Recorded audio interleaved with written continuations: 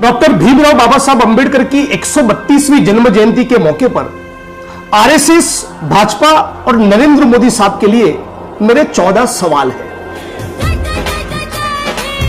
पहला सवाल, दिल्ली की सड़कों पर जब आरएसएस और भाजपा के लोगों ने बाबा साहब अंबेडकर के भारतीय संविधान को जलाया, तब खामोश रहने वाले मोदी साहब अब आप कौन सा मुंह लेकर बाबा साहब को 14 अप्रैल के दिन नीला कुर्ता पहनकर माला अर्पण करने जाओगे?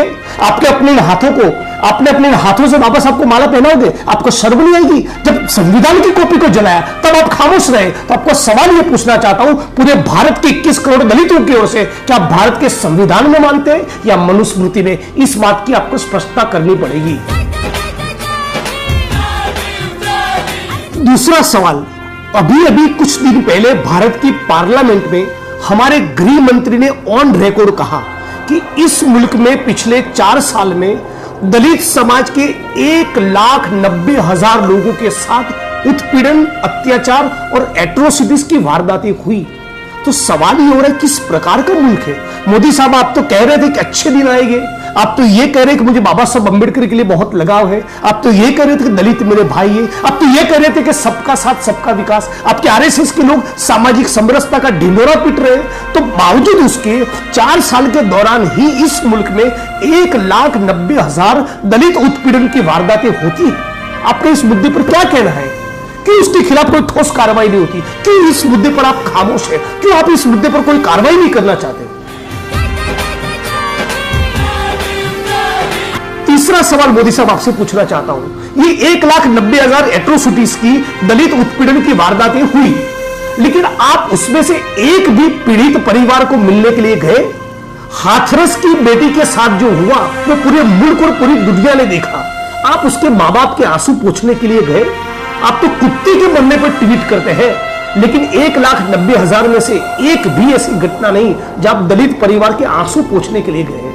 तो किस मुंह से आप कहते हैं कि मैं बाबा साहब अंबेडकर के विचारों में मानता हूं? आप जब गुजरात के मुख्यमंत्री थे तब भी कभी एक भी दलित परिवार की मुलाकात नहीं ली। आप जब भारत के प्रधानमंत्री बन चुके हैं तब भी जीवन में कभी आप एक भी दलित एट्रोसिटी के परिवार की मुलाकात नहीं ले रहे।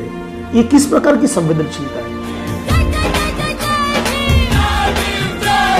सवाल नंबर 4, मोदी साहब, आपने कर्मयोगी नाम की किताब में लिखा है कि सफाई कर्मियों को सफाई काम करने में आध्यात्मिकता का आनंद मिलता है। जब कोई दलित, जब कोई गरीब, कोई मजदूर गटर में उतरकर मैला साफ करे, गटर सफाई का काम करे, जहां पर जहरीली गैस के कारण मौत होने का चांसेस हो, इस मुल्क में स्वतंत्रता से लेकर अब तक अनगिनत दलितों ने सफाई काम करने के कारण अपने जीवन खोए, और आप ये कहते हैं कि सफाई कर्मियों को सफाई काम करने में आध्यात्मिकता का आनंद मिलता है? तो आप भी कभी गटर में उतरकर एक बार इस आध्यात्मिकता का आनंद लीजिए ना।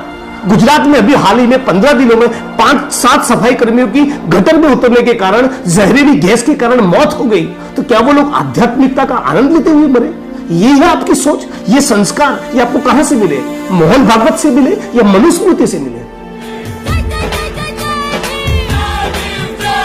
5वां सवाल पूछना चाहता हूं, आज भी इस मुल्क में, मोदी साहब आपने तो कहा था ना कि अच्छे दिन आएंगे, समानता होगी, सबका साथ सबका विकास, लेकिन आज भी दलित समाज के लोग दूसरे भारतवासियों का मैला उठाने के लिए मजबूर है। आज भी इस मुल्क में मैन्युअल स्कैवेंजिंग, मैला ढोने की प्रथा आज भी जिंदा है। हजारों लाखों लीटर एक इंसान को दूसरे इंसान का मैला उठाना पड़ रहा है। इस बारे में आपने प्रधानमंत्री के बनने के बाद अब तक इन 8-9 सालों के दौरान क्या किया? आज भी गुजरात में, भारत में एक सफाई कर्मी, एक दलित समाज का व्यक्ति दूसरे भारतवासी का मैला उठाने के लिए क्यों मजबूर है? 6ठा सवाल, अस्पृश्यता, छुआछूत भारतीय समाज का कलंक है। डॉक्टर बाबा साहब अंबेडकर ने भारत के संविधान के आर्टिकल 17 में छुआछूत के ऊपर प्रतिबंध लादा है। संकल्प लिया एक राष्ट्र के तौर पे कि छुआछूत को खत्म किया जाए, लेकिन गुजरात हो या देश का कोई भी स्टेट हो, आपकी सरकार, आपका सोशल जस्टिस डिपार्टमेंट भारत के एक भी जिले के, एक भी तहसील के, एक भी गांव में छुआछूत के खिलाफ कोई कैंपेन नहीं चला रहा है, कोई ड्राइव नहीं चला रहा है, उसके खिलाफ का कोई प्रोग्राम नहीं है, आपका कोई कमिटमेंट नहीं है। तो किस मुंह से आप कह रहे हैं कि सामाजिक समरसता लागू करना चाहते हैं? मोदी साहब, आखिर आप भारत में छुआछूत को, अस्पृश्यता के कलंक को जिंदा रखना क्यों चाहते हैं?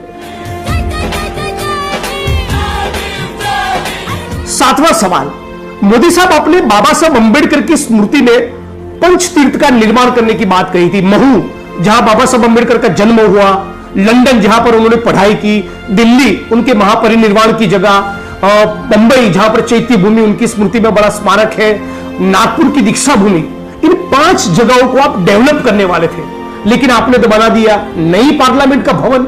800-900 करोड़ रुपया नई पार्लियामेंट के भवन के निर्माण के लिए है, लेकिन बाबा साहब की स्मृति के पीछे खर्च करने के लिए आपके पास कोई पैसा नहीं। और वैसे भी आप किस मुंह से बाबा साहब की इन स्मारकों का निर्माण करने चाहते हैं? आरएसएस और भाजपा के लोगों की तो परंपरा रही है कि गांव में, तहसीलों में, जिलों में, शहरों में बाबा साहब अंबेडकर के स्टैच्यू को तोड़ने की भाजपा के लोगों की तो परंपरा रही है।